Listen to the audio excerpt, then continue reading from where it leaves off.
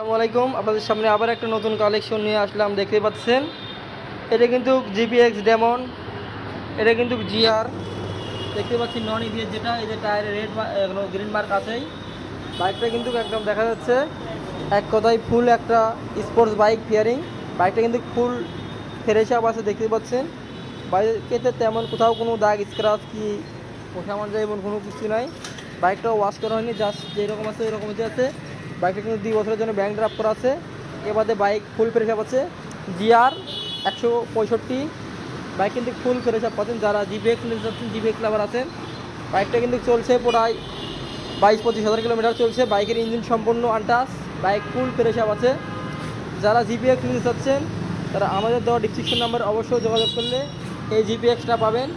বাইকের কিন্তু সব কিছুই পেপার একদম ওকে আছে। আপনি বাংলাদেশের যে কোনো জায়গায় নিজের নামে নাম্বার করতে পারবেন।